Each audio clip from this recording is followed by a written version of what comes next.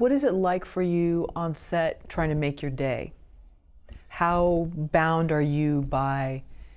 the hour, the minute?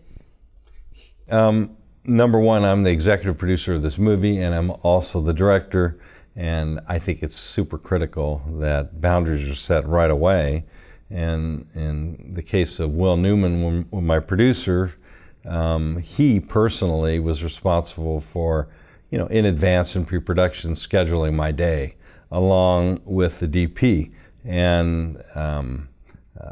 Matt Edwards, who was the DP of the movie, is really the most important person on the set, because if he slows down or can't make the day that he previously agreed to, this has a incredibly dark story at the end of the day, because the next day you've got a whole nother list of things. And what made Will such an asset to our movie, and then again also Matt, an incredible asset, is your ability to be honest with yourself, and I mentioned earlier that the screenwriter had a beautiful third act where the hot air balloons were being chased by a truck, and the actors were hanging out of the truck and hanging out of the balloon. And I mean, there's just no way we could have done that even in an economical way in less than a day, versus the way we ended up doing it is in less than a half a day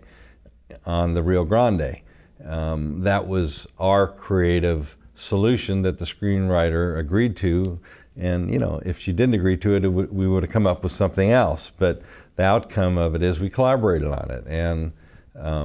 as a producer and a director, it was my goal to make the day every day. And I think we made the day every day but one day, and the reason we didn't make it that day was something that was unexpected happened, and it happens all the time in the business.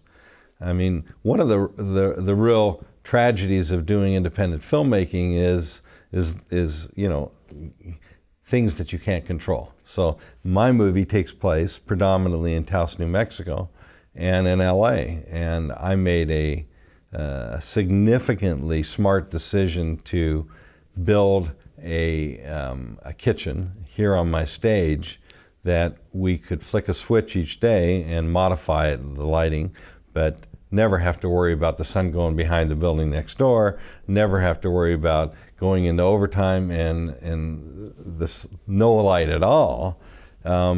It gave us an ability to do probably 2 times more work on the stage than we would have done in New Mexico at a real restaurant. And most importantly, creatively, I was able to, work with the set designer and create something that I feel was one of the most magical parts of the movie, is her domain, her restaurant, her dining room, and all that was made on my stage.